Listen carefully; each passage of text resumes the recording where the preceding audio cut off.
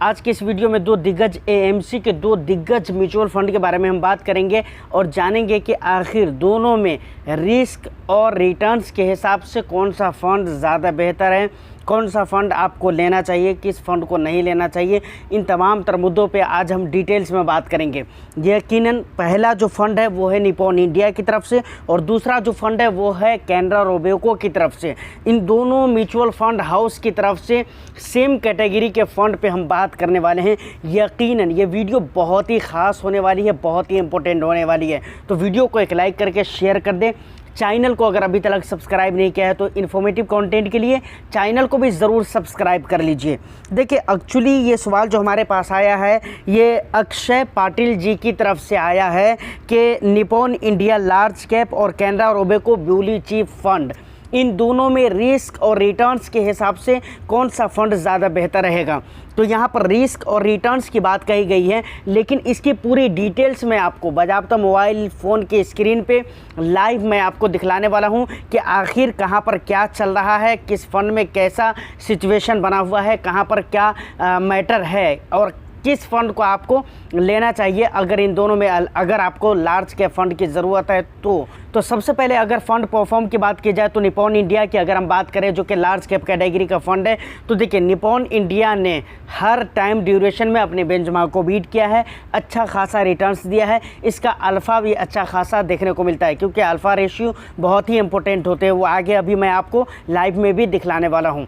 जबकि अगर वहीं पर लार्ज कैप में अगर कैनरा रोबेको की बात की जाए, ब्लू चिप इक्विटी फ़ंड की अगर बात की जाए, तो वहाँ पर कुछ टाइम ड्यूरेशन ऐसे हैं जैसे 2 ईयर्स हो गए, 3 ईयर्स हो गए। इन दो टाइम पीरियड में और भी दूसरे भी टाइम पीरियड हो सकते हैं, बट ये दो टाइम पीरियड तो ऐसे हैं जहाँ पर अपने बेंचमार्क को बीट नहीं कर पा रहा है ये फ़ंड। और कुछ टाइम पीरियड जैसे 1 ईयर में है, उसके बाद 5 ईयर्स में है, तो यहाँ पर भी बहुत अच्छे खासे रिटर्न से बीट नहीं कर पा रहे हैं।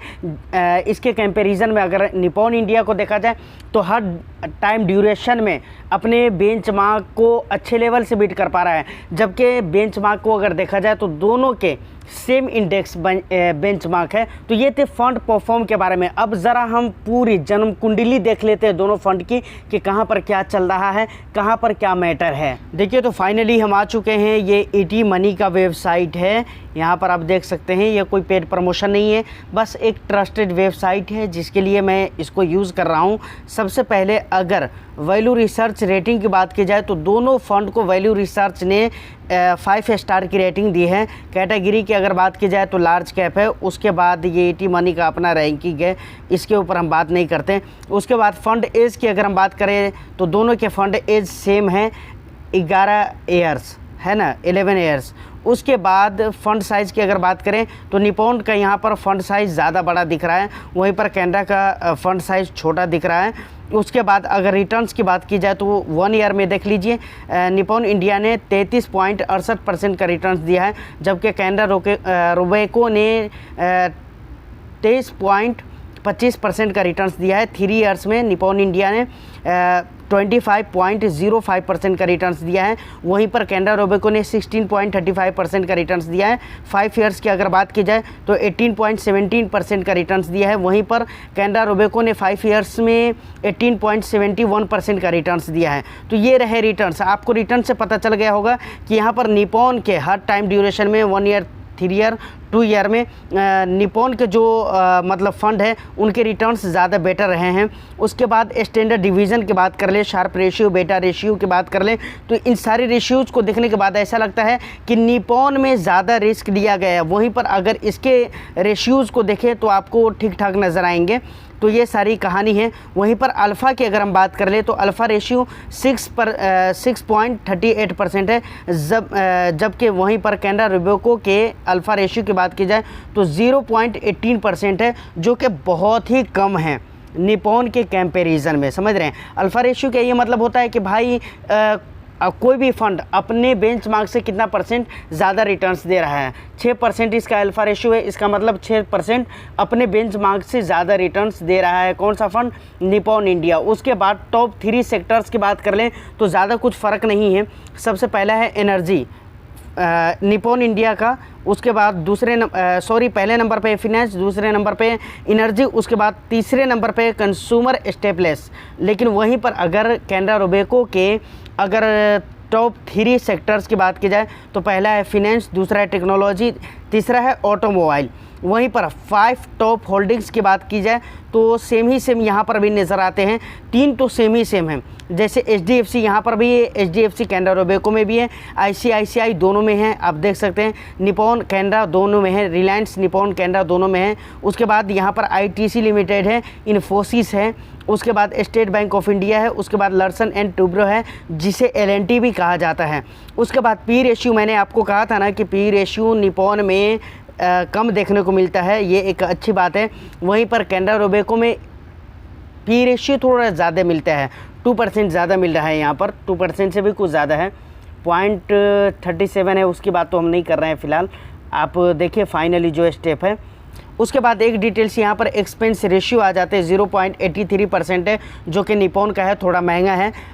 वहीं पर अगर कैनरा का देखा जाए तो 0.48 है। देखिए अगर इन दोनों के कंपैरिजन में देखा जाए तो महंगा है, जबकि लार्ज कैप के हिसाब से ठीक ही ठाक है, कुछ ज़्यादा तो नहीं कह सकते हैं।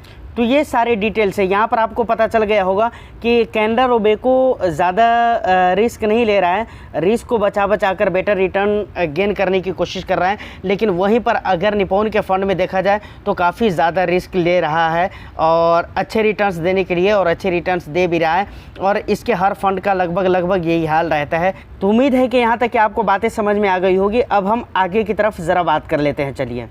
तो फाइनली आपने सारा कुछ देख लिया है, यहाँ पर आपको समझ में आ गया होगा कि निपॉन के फंड में रिस्क की अगर हम बात करें, रिटर्न्स अगर देखा जाए तो निपॉन में अगरचे अच्छा है, लेकिन यहाँ पर रिस्क भी आपको ज़्यादा लेने पड़ते हैं। वहीं पर अगर पीई रेशियो की बात की जाए तो निपॉन का पीई रेशियो कम है, लेकिन वहीं पर अगर कैनरा की बात की जाए तो वहाँ पर पीई रेशियो ज़्यादा आपको देखने को मिलते हैं। और निपॉन के जो भी फंड होते हैं उनके रिटर्न्स अच्छे होते हैं, क्योंकि उनके फंड में एक्चुअली में रिस्क लिया गया होता है वो, और यही हाल रहता है किसका, क्वांट के तमाम फंड का। जितने भी फंड है ना क्वांट के, उनके फंड का हाल आप देखेंगे तो यही हाल रहता है कि वहाँ पर रिस्क लिए गए होते हैं, इसलिए रिटर्न्स भी उनके अच्छे होते हैं। फाइनली कौन सा फंड आपको बेहतर लगा? आपने सब कुछ देख लिया है। मुझे तो भाई अपने सिचुएशन के हिसाब से, अपने कंडीशन के हिसाब से दोनों ही फंड बेटर लगते हैं।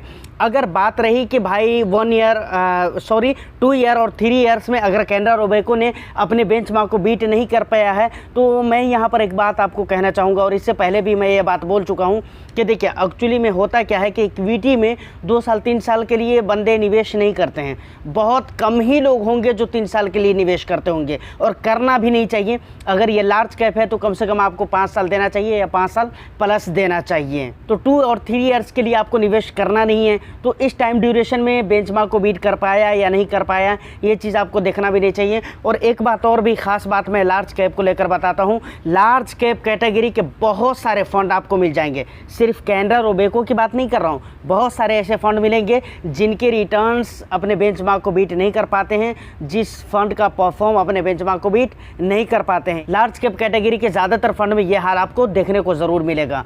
तो फाइनली अगर मुझे कहा जाए कि भाई कौन सा फंड अच्छा है, तो मैंने कहा है सिचुएशन के हिसाब से, कंडीशन के हिसाब से दोनों ही फंड मुझे अच्छे लगते हैं। आपको कैसा लगता है ये आप मुझे कमेंट सेक्शन में बता सकते हैं। फिलहाल आज के लिए इतना ही। उम्मीद करता हूँ कि वीडियो आपको अच्छी लगी हो।